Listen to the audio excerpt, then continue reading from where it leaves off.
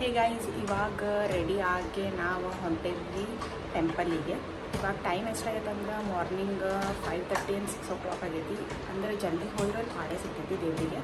ಅದಕ್ಕೆ ಇವಾಗ ಜಲ್ದಿ ರೆಡಿಯಾಗಿ ಹೊಂಟೇವಿ. ಯಾವ ಟೆಂಪಲ್ ಅಂತ ನಿಮ್ಗೆ ಮುಂದೆ ಹೇಳ್ತೇನಂತ.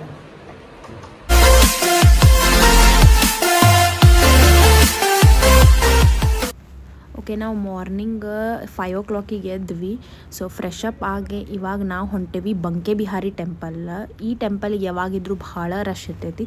ಸೊ ಮಾರ್ನಿಂಗ್ ಬೇಗ ಹೋದ್ರೆ ದೇವರ ದರ್ಶನ ಆಗ್ತೈತೆ ಅಂತ ಇವಾಗ ನಾವು ಹೊಂಟೇವಿ. ಮಾರ್ನಿಂಗ್ 6 ಗಂಟೆಗೆ ಹೋದ್ರೂ ಭಾಳ ರಶ್ ಇತ್ತು.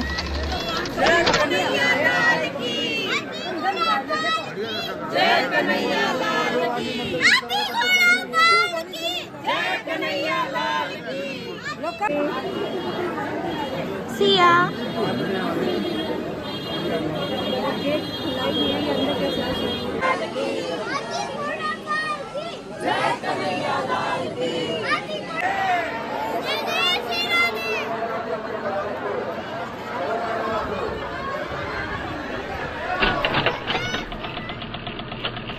ನಾವು ಬಂಕೆ ಬಿಹಾರಿ ಹೋಗಿ ಬಂದ ಮೇಲೆ ನೆಕ್ಸ್ಟ್ ನಾವು ಬಂದಿದ್ದ ಟೆಂಪಲ್ ರಾಧಾರಮಣ ಟೆಂಪಲ್.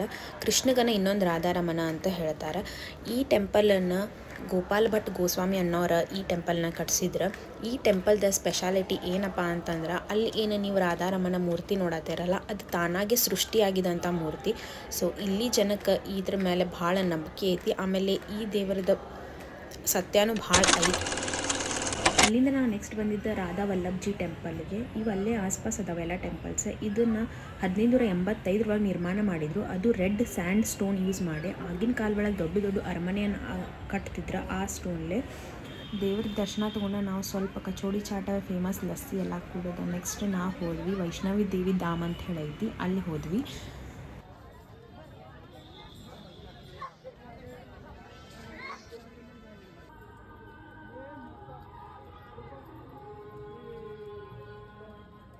जय माता दी, जय करो।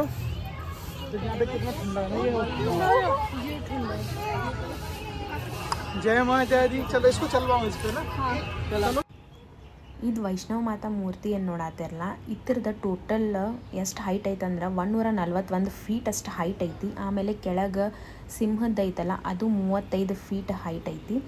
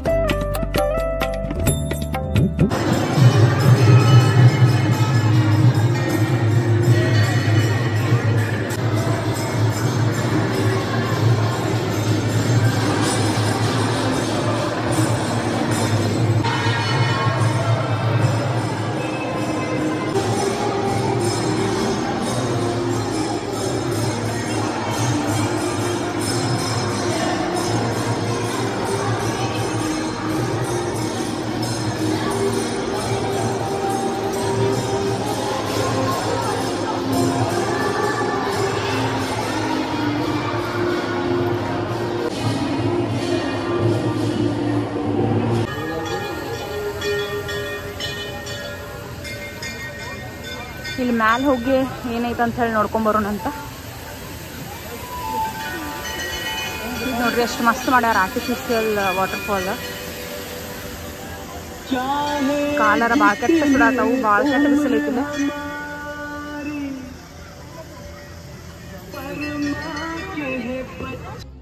ಇಲ್ಲಿ ಒಂದು ಗುಫಾ ಐತಿ. ಆ ಗುಫಾ ಒಳಗೆ ಏನೈತೆ ಅಂತ ಹೇಳಿ ನೋಡ್ಕೊಂಡು ಬರೋಣ ಅಂತ ಬರ್ರಿ.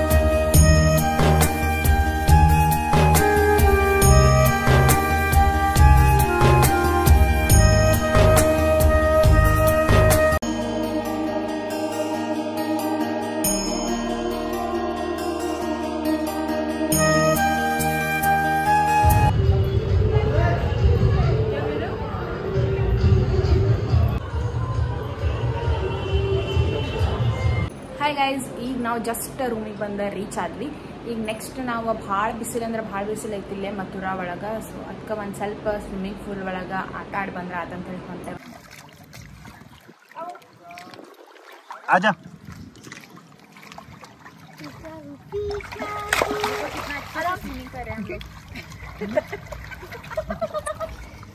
प्रोफेशनल स्विमर हो तुम.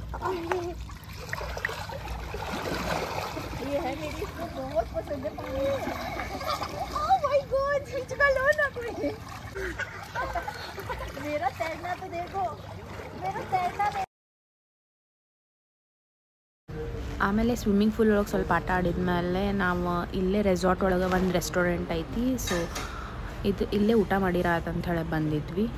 ಇವಾಗ ಊಟ ಮಾಡ್ಕೊಂಡು ಒಂದು 3 hours ಟೈಮ್ ಐತಿ. ಸೊ ಅಲ್ಲಿ ಮಟ್ಟ ರೆಸ್ಟ್ ಮಾಡಿ ಈವ್ನಿಂಗ್ ಒಂದು ಪ್ಲೇಸಿಗೆ ಹೊಂಟೇವಿ. ಆ ವ್ಲಾಗ್ ನಾನು ನೆಕ್ಸ್ಟ್ ಪಾರ್ಟ್ 3 ಒಳಗೆ ಹಾಕ್ತೀನಿ, ಬಿಕಾಸ್ ಈ ವ್ಲಾಗ್ ಭಾಳ ಲೆಂದಿ ಆಗಿಬಿಡ್ತೈತಿ. ನಿಮ್ಗೆ ನೆಕ್ಸ್ಟ್ ವ್ಲಾಗ್ ಒಳಗೆ ಸಿಗ್ತೀನಿ. ಬಾಯ್, ಟೇಕ್ ಕೇರ್.